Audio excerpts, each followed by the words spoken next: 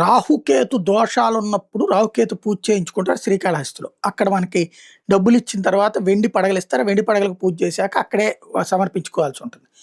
అయితే ఇప్పుడు అక్కడ ఒక కుంభకోణం జరుగుతోంది. వెండి ధరలు విపరీతంగా పెరిగిన వేళ అన్నటువంటి వార్తని సాక్షి హైలైట్ చేసింది. శ్రీకాళహస్తీశ్వరంలో రాహుకేతు పూజలకు ఉపయోగించే వెండి నాగ పడగలను టీడీపీ కూటమి నేతలు ఆదాయ వనరుగా మార్చుకుంటున్నారు.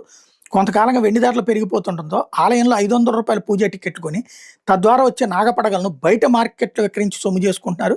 శ్రీకాళహస్తి క్షేత్రంలో నిత్యం రాహుకేతు పూజలు నిర్వహిస్తుంటారు. ఈ పూజలు చేయించుకునే భక్తుల కోసం ఆలయంలోనే రూ. 500, రూ. 750, 2500, 5000 డినామినేషన్లో టికెట్లు అమ్ముతారు. 500, 750 టికెట్లు తీసుకునేటటువంటి భక్తులకి కొబ్బరికాయ, నల్లగొడ్డ, ఎర్రగొడ్డ, మినుములు, ఉద్దులు, పసుపు, కుంకుమ, తమలపాకు, ఒక్కతో పాటు 5 గ్రాములు బరువు గల 2 రాహుకేతు వెండి నాగపడగల్ని కూడా ఆలయ కౌంటర్లో భక్తులకు అందజేస్తారు. 2500, 5000 టికెట్లు కొన్న వాళ్ళకి పూజా సామగ్రితో పాటు ఒక్కొక్కరికి టికెట్ మీద 10 గ్రాములు బరువైన 2 వెండి నాగపడగల్ని ఇస్తారు. భక్తుల ముసుగులో రూ. 500 టికెట్లు కొనుగోలు చేస్తున్న టీడీపీ కూటమి నేతలు ఆలయ కౌంటర్లలో ఇచ్చే నాగపడగల్ని జ్యువెలరీ వ్యాపారులకి, పూజా సామగ్రిని ఆలయం బయట ప్రైవేట్ వ్యాపారులకు విక్రయించి సొమ్ము చేసుకుంటున్నారు. వీళ్ళ ఆగడాల కారణంగా ఆలయానికి దక్కాల్సిన వెండి పక్కదారి పడుతుండగా కూటమి శ్రేణులు జేబులు నిండుతున్నాయి అన్నటువంటిది రాసుకొచ్చారు. కొన్ని రోజులుగా వెండి ధర పరుగులు పెడుతోంది. ప్రస్తుతం కిలో వెండి రూ. 3,18,000 పలుకుతోంది.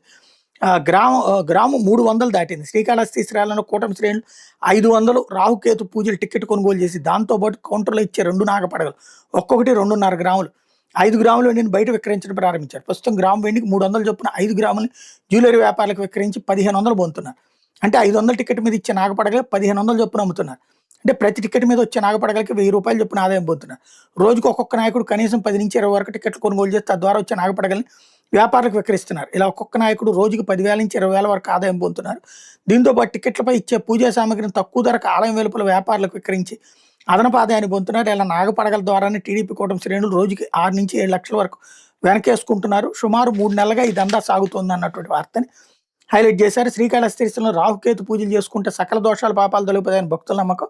ఈ ఆలయానికి సుమారు 2000 కిలోల వెండి ఉంది. ప్రస్తుతం దీని విలువ సుమారు 60 కోట్లు. ఈ వెండితోనే క్షేత్రంలోని మింట్లో వెండిన పడగలు తయారు చేస్తారు. భక్తులు పూజలో ఉంచిన వెండి పడగల్ని పూజ ముగిసిన అనంతరం ఆలయ హుండీలో వేసేస్తారు.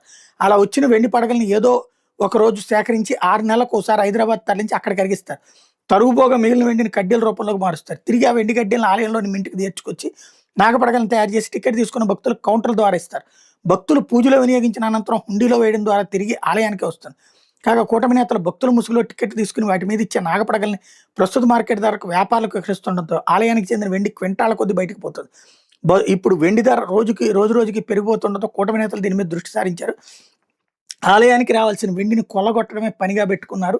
గతంలో ఆలయ ఆవరణలోని టికెట్ కౌంటర్ల దగ్గరే రాహుకేతు పూజలు టికెట్ విక్రయించేవాళ్ళు.